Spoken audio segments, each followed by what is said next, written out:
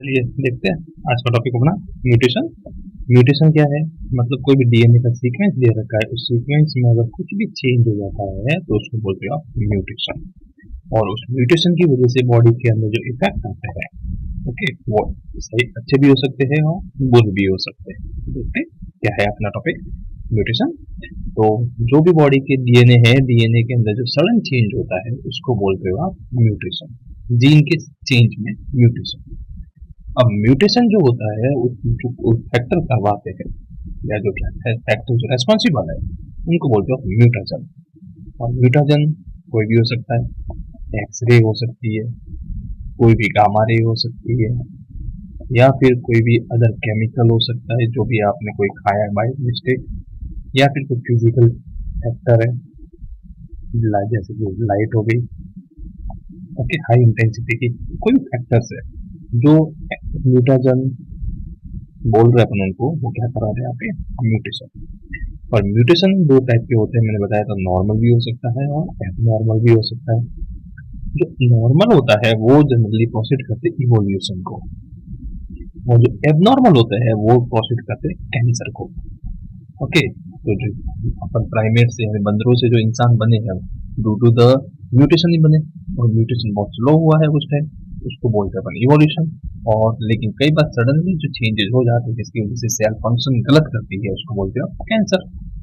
Clear? तो आप देख सकते हो इमेजेस के अंदर ये म्यूटेशन के पार्ट जिसमें चाइल्ड के क्या हो गया, ये फिंगर्स आपस में कनेक्ट हो गई, सेम टू सेम कैट है। कैट का जो बॉडी का पार्ट है वो भी चेंज हो गया, हेड विजन ब्लैक हो गया, आई कलर भी चेंज हो गया, ये सब म्यूटेशन। ओके, हम म्यूटेशन की टाइप देखते हैं। म्यूटेशन में जनरली थ्री टाइप्स है। फर्स्ट है जीन म्यूटेशन, इसे भी बोलते हैं पॉइंट म्यूटेशन। सेकंड है क्रोमोसोमल म्यूटेशन, और थर्ड है जीनोमिक म्यूटेशन। ओके, एक एक को देखते तीनों को। तो फर्स्ट है जीन म्यूटेशन और पॉइंट म्यूटेशन। तो जीन म्यूटेशन मीन्स बात करते हैं अपन किसी एक जीन की, कोई जीन दे रखा है, उस जीन के अंदर अगर कोई चेंज होता है, जैसे कोई न्यूक्लियोटाइड ऐड हो जाता है, या फिर कोई न्यूक्लियोटाइड डिलीट हो जाता है, या फिर अपनी पोजीशन बदल देते हैं, इन सबको बोलते हैं आप जीन म्यूटेशन। मतलब कुल मिला के बात किसकी कर रहे हैं अपन, जीन की बात कर रहे हैं। तो जीन के अंदर डिलीट भी हो सकता है, इंसर्ट भी हो सकता है, कोई ट्रांजिशन भी हो सकता है और ट्रांसफॉर्मेशन भी हो सकता है। चलिए तो देखते हैं इन तीनों चार को। फर्स्ट है डिलीशन, नाम से पता चल रहा है कोई भी न्यूक्लियोटाइड हो जाता है डिलीट हो जाता है। जैसे की बात करते हैं अपन, एक सीक्वेंस दे रखा था डीएनए के अंदर, तो क्या बोलते हैं यहाँ ये जो न्यूक्लियोटाइड है, तीन न्यूक्लियोटाइड क्या हो रहा है, डिलीट हो रहा है। कोई फैक्टर आया और उसकी वजह से क्या हुआ, इस न्यूक्लियोटाइड के सीक्वेंस में ये तीन न्यूक्लियोटाइड डिलीट हो गए, उसको बोलते हैं डिलीशन।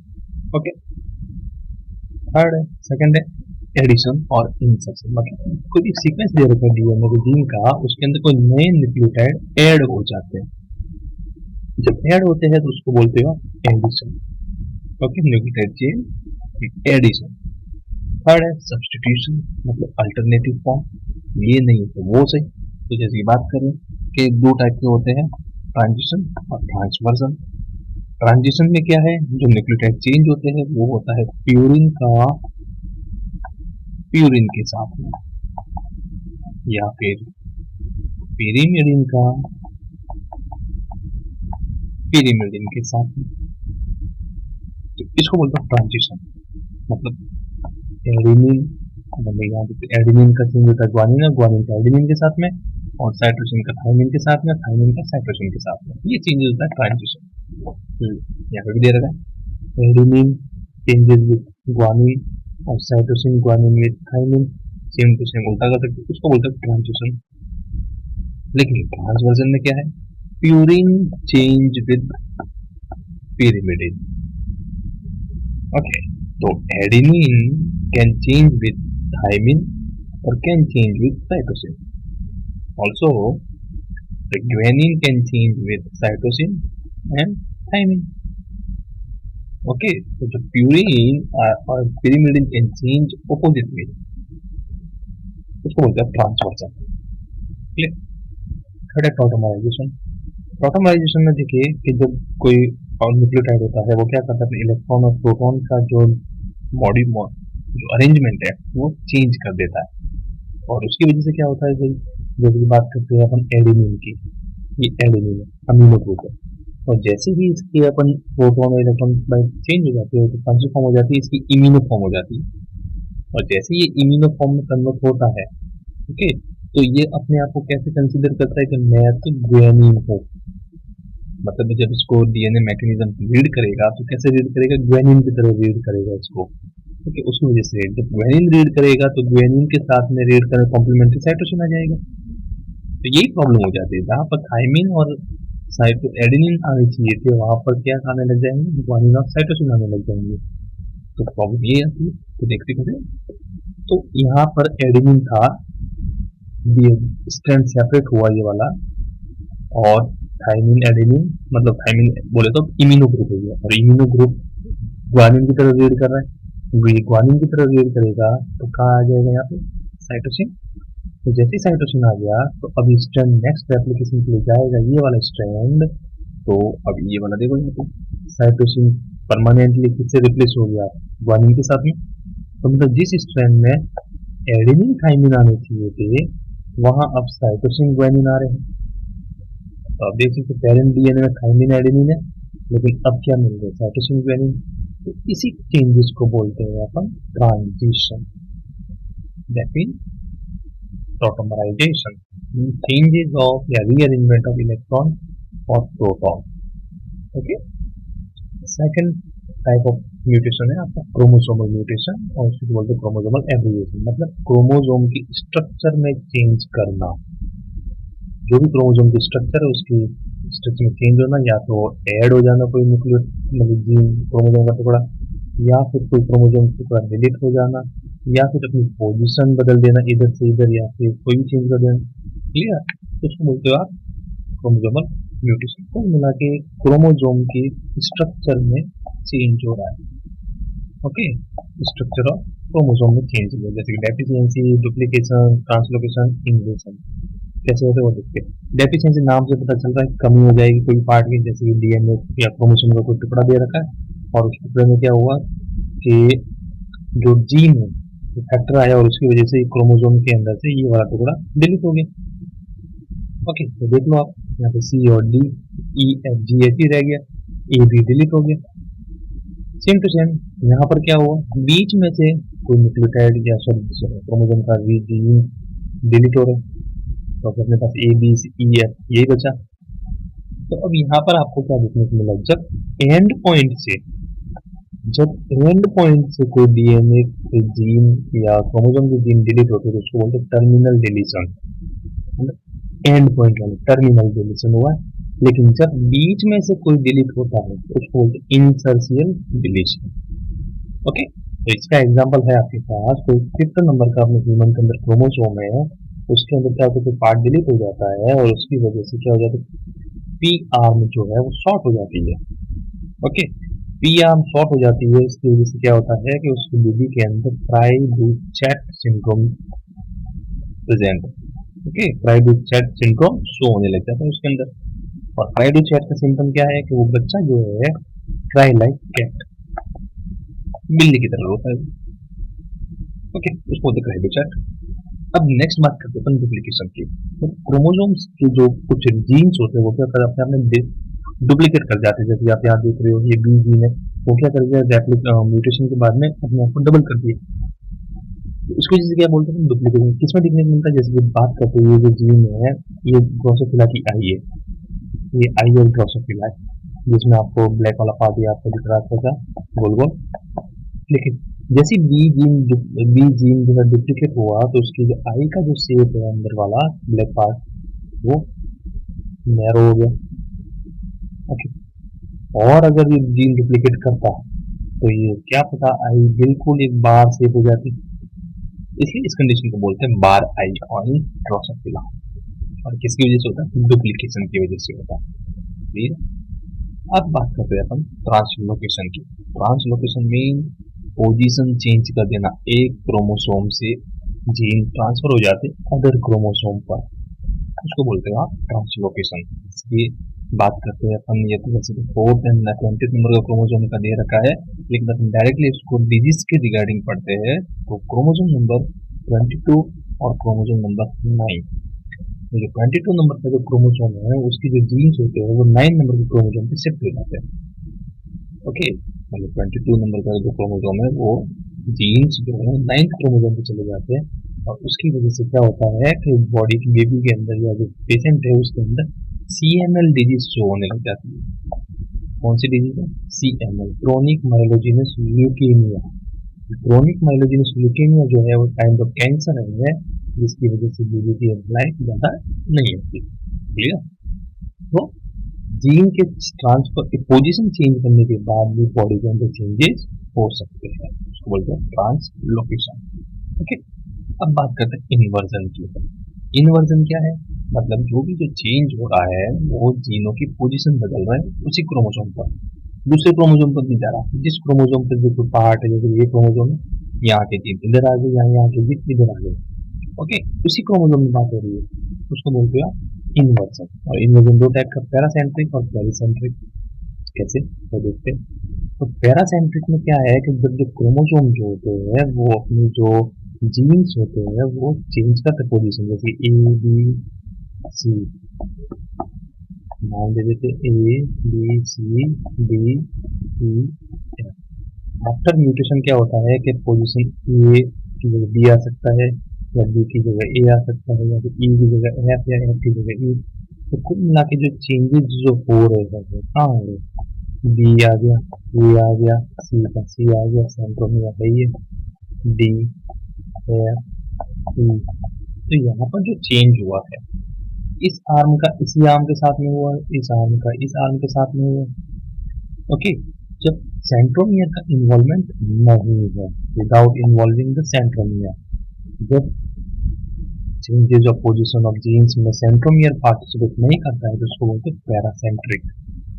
नेक्स्ट, पेरिसेंट्रिक। पेरिसेंट्रिक में क्या है कि जब भी क्रॉसिंग ओवर हो रही होती है मियोसिस के अंदर, तो उसमें जब जीन एक्सचेंज होते हैं तो एक्सचेंज के अंदर क्या होता है तो सेंट्रोमियर इन्वॉल्व हो जाता है। जैसे देखते हैं, ये क्रोमोसोम है, इसके ऊपर जीन्स है, वही ए जीन्स, बी जीन्स, सी, डी, ई और एफ जीन्स। ओके, तो अब क्या होगा म्यूटेशन के बाद में क्या हुआ कि ए जीन या B gene changes with E and C gene changes with D, ये आपस में चेंज हो गए। क्लियर? तो इसकी वजह से क्या हुआ कि आपको अब क्या मिलेगा, जो क्रोमोसोम है उसमें ए तो अपनी जगह पे ही है और एफ अपनी जगह पे ही है, लेकिन डी और ई वो चेंज हो गए कि नहीं हो गए अपनी जगह से? जगह जगह भी चेंज की, साथ में सेंट्रोमियर का इन्वॉल्वमेंट भी देखने को मिला। मतलब ये पूरा का पूरा रीजन जो है ये वाला क्या हो गया, 180 पे रोटेट किया है कि नहीं किया? जो पहले इस डायरेक्शन में था अब वो इस डायरेक्शन में देखने को मिल रहा है आपको। ठीक है, समझ में? जब जीन के टुकड़े सेंट्रोमियर को इन्वॉल्व करते हुए 180 डिग्री पे रोटेट हो जाते हैं तो उसको बोलते हैं पेरिसेंट्रिक। पेरिसेंट्रिक को याद कैसे रखोगे? आई यानी इन्वॉल्वमेंट। किसका इन्वॉल्वमेंट है? सेंट्रोमियर का। और यहाँ पर भी आपको आई दिख रहा है, तो आई थिंक आपको सोल्यूशन बैठ जाएगा, पेरिसेंट्रिक इन्वॉल्वमेंट ऑफ सेंट्रोमियर। नेक्स्ट बात करते हैं जीनोमिक म्यूटेशन। जीनोमिक म्यूटेशन में क्या है कि जब पूरे के पूरे जीनोम ही चेंज हो जाता है। जीनोम जैसे कि 23 क्रोमोसोम्स का होता है, एक पेयर बन जाता है 46 क्रोमोसोम टोटल। ओके, तो जो जीनोम के स्ट्रक्चर में चेंज होते हैं तो उसको बोलते हैं जीनोमिक म्यूटेशन।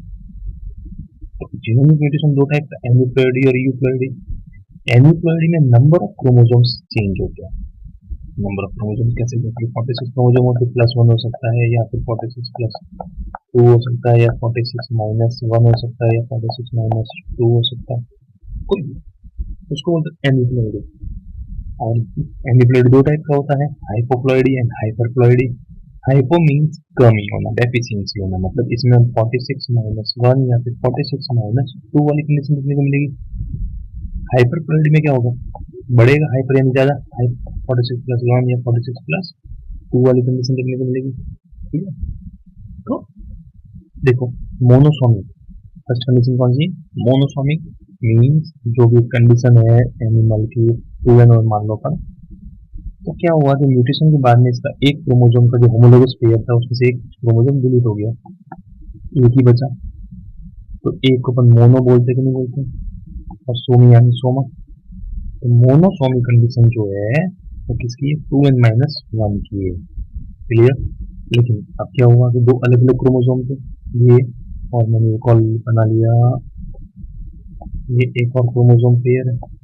अब क्या हुआ कि इसका भी एक क्रोमोसोम डिलीट हो गया और इस क्रोमोसोम का भी एक डिलीट हो गया। दो अलग अलग क्रोमोसोम का जब एक एक क्रोमोसोम डिलीट हो जाता है, तब 2n- एक क्रोमोसोम अलग क्रोमोसोम का, एक -1 अलग क्रोमोसोम। तो इसको बोलते हैं डबल मोनोसोमी, मतलब दो बार मोनोसोमी, मोनोसोमी और मोनोसोमी। ठीक है, दो बार मोनोसोमी क्रिएट हुई, इसलिए इसे बोलते हैं 2n-1। क्लियर। अब क्या होता है कि कई बार आपको जो म्यूटेशन होता है जिसमें दोनों के दोनों, ये वाला मतलब एक क्रोमोसोम के दोनों क्रोमोसोम डिलीट हो गए, और दूसरा, उसको बोलते हैं मल्लीसोमी, मतलब अब इसका कुछ नहीं बचा, दोनों खत्म हो गया। तो इसको बोलेंगे 2n-2, मतलब एक होमोलोगस क्रोमोसोम पेयर के दोनों ही फॉर्म डिलीट हो गई, उसको बोलते हैं मल्लीसोमी। सेम टू सेम दो अलग अलग क्रोमोसोम के दोनों डिलीट हो जाए तो डबल मल्लीसोमी, इसकी में और इसके दोनों 0-0 हो गए, इसको बोलेंगे डबल मल्लीसोमी। क्लियर। अब बात करते हैं हाइपरप्लॉइडी। हाइपरप्लॉइडी में नंबर ऑफ क्रोमोसोम्स बढ़ेंगे, मतलब नॉर्मली दो क्रोमोसोम होते हैं तो उसको बोलते हैं डाइसोमी, एक होता अभी तो है तो मोनोसोमी, दो है तो डाइसोमी की नॉर्मल कंडीशन। लेकिन गलती से म्यूटेशन की वजह से एक क्रोमोसोम बढ़ जाए, ट्राइसोमी हो जाती है। ओके, तीन क्रोमोसोम हो गए मतलब ट्राइसोमी हो गई। तो ट्राइसोमी अपने कहाँ कहाँ देखने को मिलती है, वो मिलती है 21st क्रोमोसोम में, जिसकी वजह से डाउन सिंड्रोम होता है। एक मिलती है 13th क्रोमोसोम पे, जिसकी वजह से पटाओ सिंड्रोम देखने को मिलता है। एक होता है 18th क्रोमोसोम में ट्राइसोमी, जिसको बोलते हैं एडवर्ड सिंड्रोम। क्लियर। ऐसे ही टेट्रासोमी भी हो सकती है, मतलब नॉर्मल एक क्रोमोसोम की चार चार फॉर्म, ये है टेट्रासोमी, मतलब 2n+2 हो गया ये तो। क्लियर। इसको बोलते हैं टेट्रासोमी। यूपैरिडी, यूपैरिडी में मीन नंबर ऑफ क्रोमोसोम तो चेंज हो ही रहे, लेकिन पूरे पूरे सेट में पूरे 23 क्रोमोसोम्स एक साथ बढ़ जाएंगे, या फिर 23 क्रोमोसोम एक साथ बढ़ जाएंगे, उसको बोलते हैं यूपैरिडी। क्लियर। तो नॉर्मल ये कोई भी ऑर्गेनिज्म में डिप्लॉयड होता है। अब इसमें से एक सेट क्रोमोसोम का डिलीट हो जाएगा, क्या बच जाएगा, हैप्लॉइड। या फिर 2n+1 हो जाए तो क्या बन जाएगा, ट्रिप्लॉइड। या 2n+n+n हो जाए तो क्या बन जाएगा, 4n। ऐसे इसको बोलते हैं टेट्राप्लॉइड, ये ट्रिप्लॉइड, ऐसे पेंटाप्लॉइड, ऐसे मतलब 5n 6n, ऐसे अलग अलग ऑर्गेनिज्म बनते जाएंगे वो तो। ठीक, मतलब पूरे नंबर ऑफ क्रोमोसोम 24 जो है वो पूरे एक साथ बढ़ेंगे, एक क्रोमोसोम दो क्रोमोसोम नहीं, पूरे 23 एक साथ, उसको बोलते हैं यूप्लॉइडी। ओके, या फिर यूप्लॉइडी हो गया इंक्रीज वन और more haploid sets of chromosome, that is euploidy. Next बात करते हैं नॉनसेंस म्यूटेशन, मतलब एक ऐसा म्यूटेशन जिसकी वजह से क्या होता है कि जो प्रोटीन बनने वाला होता है वो बीच में रुक जाता है। कैसे, जैसे कि नॉर्मल एक प्रोटीन का सीक्वेंस दे रखा है एमडीएनए का, जो आगे जाके प्रोटीन बनाएगा और उसमें कुछ कोडॉन्स लिखे हुए हैं यहाँ पे। तो ऐसा म्यूटेशन हुआ और म्यूटेशन की वजह से क्या हुआ कि वो प्रोटीन अब आगे कंप्लीट ही नहीं हो पा रहा है, बीच में रुक रहा है। जैसे कि ये आप देख रहे हो GAA, जो क्या बनाता है, ग्लूटामेट। लेकिन म्यूटेशन हुआ, जी की जगह पे क्या आ गया, थाइमिन आ गया। जैसे थाइमिन आता है तो वो आगे जाके डीएनए, तो डीएनए में थाइमिन है, लेकिन जब ये आरएनए बनाएगा तो यूएए बन जाएगा। यूएए जो कोडोन है क्या है, स्टॉप कोडोन है, और स्टॉप कोडोन क्या करेगा, आगे प्रोटीन के सिंथेसिस को बंद कर देगा। तो ऐसा चेंजेस जो स्टॉप कोडोन में कन्वर्ट हो जाता है, जैसे कि यूएजी, यूएए या फिर यूजीए, इन तीनों में से कोई भी कोडोन अगर बनता है म्यूटेशन की वजह से और वो प्रोटीन आगे बनना बंद हो जाता है, तो उसको बोलते हैं nonsense mutation. Clear. Stop codon बन गया मतलब प्रोटीन आगे बनेगा ही नहीं, और उसकी वजह से उसको बोलेंगे नॉनसेंस म्यूटेशन। नेक्स्ट बात करते हैं अपन मिस सेंस म्यूटेशन, मतलब जो सेंस निकलना चाहिए वो नहीं निकल रहा, गलत ही सेंस निकल रहा है, उल्टा मतलब कोई। तो जैसे कि डीएनए का सीक्वेंस था जिससे एक प्रोटीन बनता है, ठीक है, लेकिन क्या हुआ, म्यूटेशन हुआ और एडेनिन की जगह क्या आ गया, साइटोसिन आ गया। जैसे ही एडेनिन की जगह साइटोसिन आया तो यहाँ पे क्या बन गया, ग्लूटामेट की जगह एस्पार्टिक एसिड बन गया, और उसकी वजह से बॉडी के अंदर अलग फंक्शंस होने लग गए, गलत फंक्शंस होने लग गया। इसका एग्जाम्पल आपका sickle cell anaemia. Sickle cell anaemia का जब प्रोटीन की जो चेन बनती थी उसमें 6 नंबर का जो अमीनो एसिड है वो ग्लूटामेट है, 6 नंबर वाला ग्लूटामेट। और म्यूटेशन की वजह से क्या होता है, तो ग्लूटामेट की जगह क्या आ जाता है, वैलिन आता है कि नहीं आता, 6 नंबर पे। 6 नंबर पे जब ग्लूटामेट की जगह वैलिन आ जाता है, ग्लूटामेट की जगह वैलिन बन जाता है, तो जिसकी वजह से आरबीसी का शेप कैसा हो जाता है, सिकल शेप हो रहा था कि नहीं हो रहा था, और यहाँ पे कैसा था, नॉर्मल शेप था। क्लियर। तो इसी को बोलते हैं मिस सेंस म्यूटेशन, मतलब गलत प्रोटीन का सेंस निकल रहा है। क्लियर। नेक्स्ट बात करते हैं फ्रेमशिप म्यूटेशन। फ्रेमशिप म्यूटेशन बहुत ईजी है। जब भी कोई डीएनए के ऊपर जो न्यूक्लियोटाइड होते हैं या आरएनए के ऊपर जो न्यूक्लियोटाइड होते हैं उसको अपन ट्रिपलेट फॉर्म में पढ़ते हैं, तीन तीन पढ़ते हैं, यू जी यू ऐसे तीन तीन को पढ़ते हैं एक साथ। ठीक है। अब क्या होगा कि बीच में से कुछ मान लो न्यूक्लियोटाइड डिलीट कर दे या ऐड कर दे तो भी ये हमेशा तीन तीन ही पड़ेगा और साइंस ऐसे उसके हिसाब से निकालेगा। तो जैसे कि एयूजी था तो पहले मेथियोनिन बना रहा था, फिर एएजी लाइसिन बना रहा था, यू यू यू फिनाइलएलेनाइन ऐसे। लेकिन क्या हुआ कि म्यूटेशन की वजह से एक यू डिलीट हो गया यहाँ से बीच वाला ये वाला। क्लियर। तो एक म्यूटेशन ओके, एक डिलीशन हो गया यहाँ पे एक यू का, तो उसकी वजह से अब क्या होगा, तो अब देखो ए यू जी ठीक है कोई दिक्कत नहीं, लेकिन ए जी ये भी दिक्कत नहीं, लाइसिन का लाइसिन। लेकिन अब यू यू यू की जगह क्या है आपके पास, यू यू जी है, और ये एक अलग प्रोटीन बना रहा है अमीनो एसिड। फिर ये डिलीट हो गया तो इसके आगे के तीन पड़े जाएंगे, और फिर उसके आगे के तीन पड़े जाएंगे, ये यहीं पे रुक जाएगा।